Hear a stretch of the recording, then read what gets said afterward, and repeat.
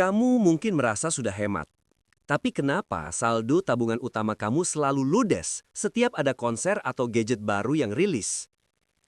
Aku sering melihat fenomena ini di kalangan mahasiswa atau Gen Z yang baru mulai kerja.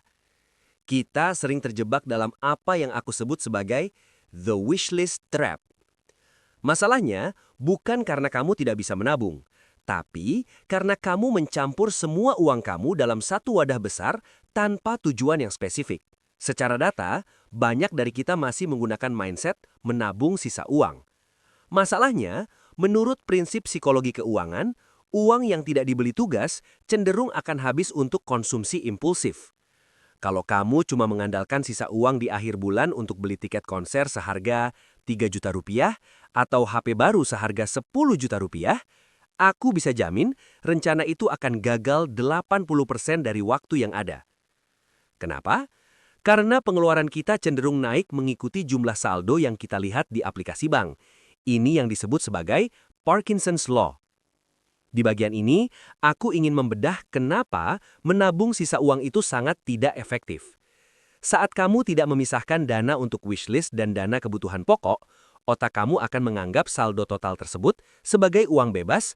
Akhirnya saat ada promo atau FOMO melanda, kamu akan memakai uang yang seharusnya buat bayar kos atau dana darurat. Inilah alasan kenapa kamu butuh sistem yang namanya sinking fund. Berbeda dengan dana darurat yang sifatnya untuk kejadian tak terduga, sinking fund adalah dana terencana untuk pengeluaran yang sudah pasti akan terjadi, namun tidak rutin setiap bulan.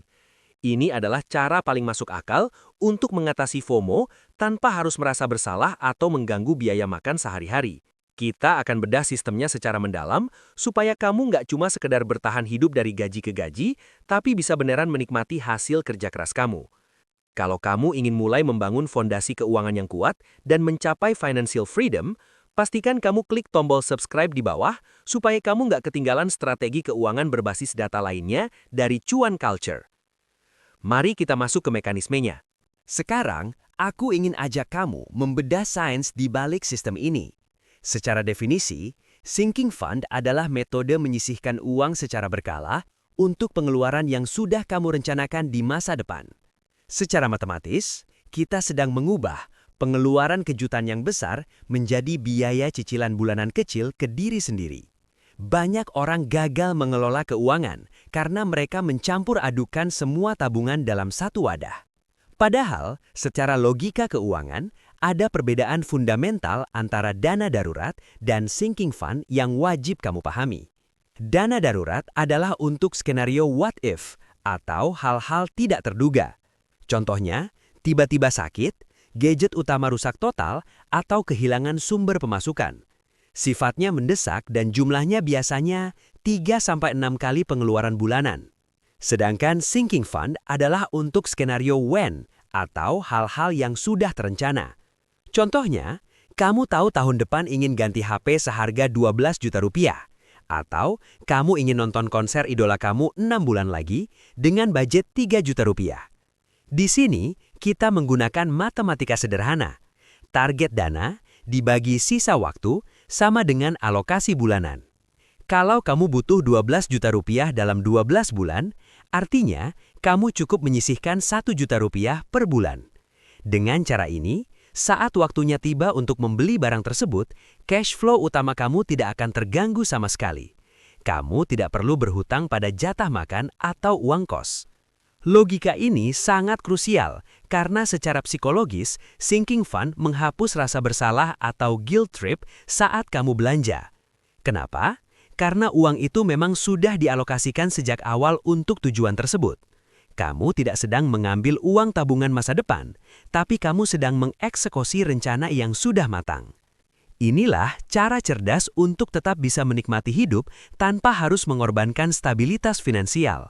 Dengan memahami data dan angka di balik pengeluaranmu, kamu memegang kendali penuh atas uangmu, bukan sebaliknya. Kalau kamu merasa edukasi berbasis data seperti ini bermanfaat untuk perjalanan finansialmu, jangan lupa klik subscribe sekarang untuk membantu kamu mencapai financial freedom lebih cepat bersama Cuan Culture. Sekarang, mari kita bedah bagaimana cara mengeksekusi sinking funds ini secara struktural agar bukan sekadar wacana. Ada 4 langkah konkret yang harus kamu ikuti. Langkah pertama, aku minta kamu untuk mengidentifikasi maksimal 3 wishlist utama yang paling kamu inginkan saat ini. Kenapa cuma 3?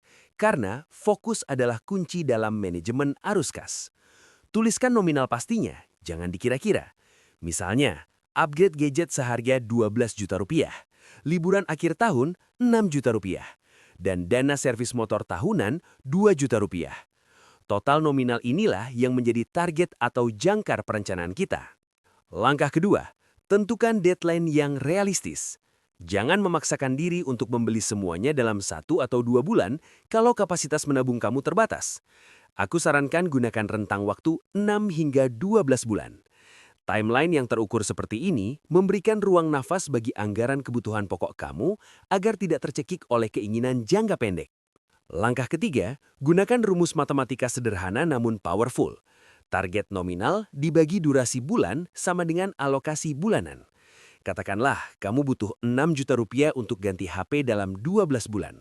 Berarti, 6 juta rupiah dibagi 12 sama dengan 500 ribu rupiah per bulan. Angka ini adalah angka mati yang harus kamu bayar ke diri sendiri setiap bulan. Layaknya kamu membayar cicilan tapi tanpa bunga. Langkah keempat, dan ini yang paling krusial untuk keberhasilan rencana ini, pisahkan dana tersebut ke dalam subrekening atau fitur kantong digital. Di zaman sekarang, hampir semua bank digital memiliki fitur untuk membagi saldo ke dalam beberapa pos tanpa biaya admin tambahan. Jangan pernah mencampur uang konser dengan uang bayar kosan atau uang makan harian. Secara psikologis, separasi akun ini mencegah kamu melakukan pencurian terhadap budget lain.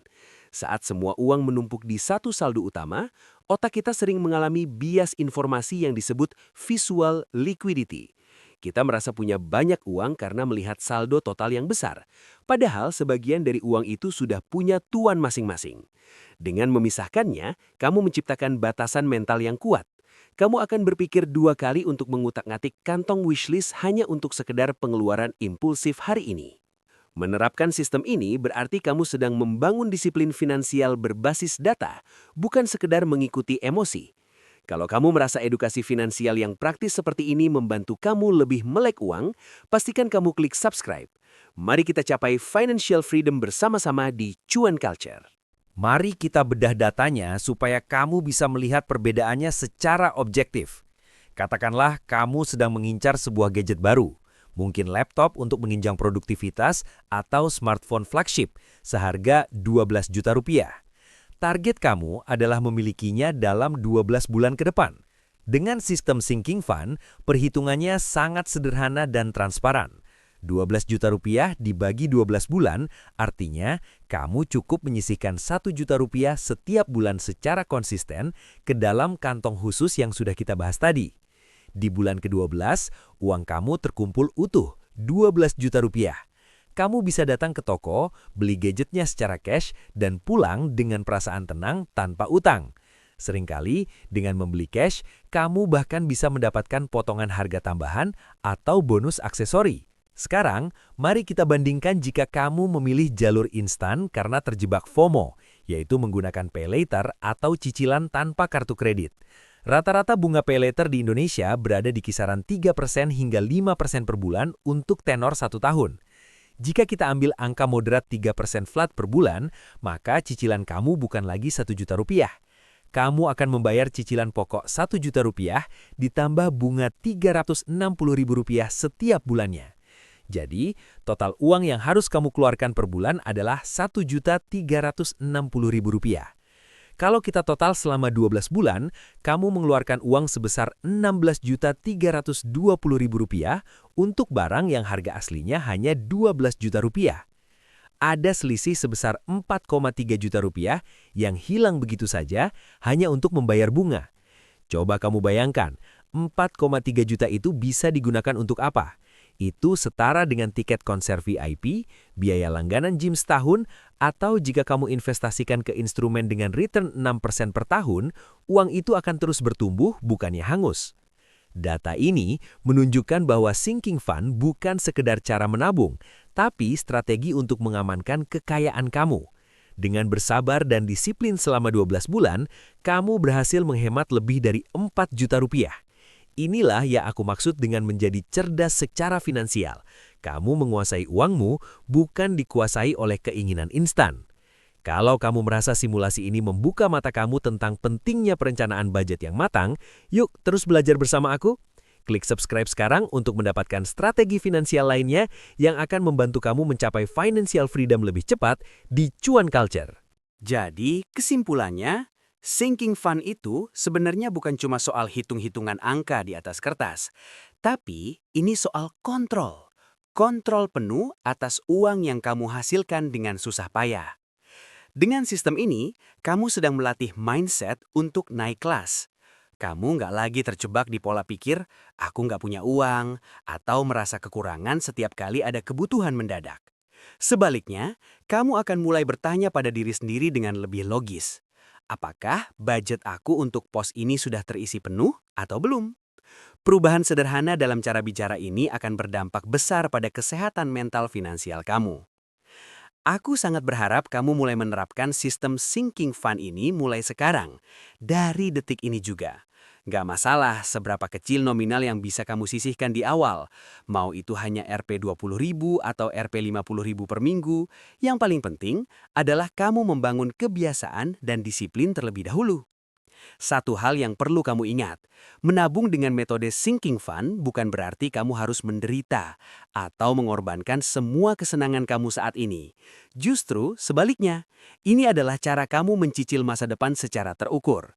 Kamu sedang memberikan izin kepada diri sendiri untuk menikmati hasil kerja keras kamu nanti, tanpa rasa bersalah, tanpa cemas, dan yang terpenting, tanpa utang. Sebagai langkah nyata, jangan lupa untuk selalu melakukan evaluasi budget kamu di setiap akhir bulan. Lihat mana pos yang progresnya cepat dan mana yang perlu kamu sesuaikan lagi. Konsistensi dan data adalah kunci utama untuk mencapai stabilitas finansial.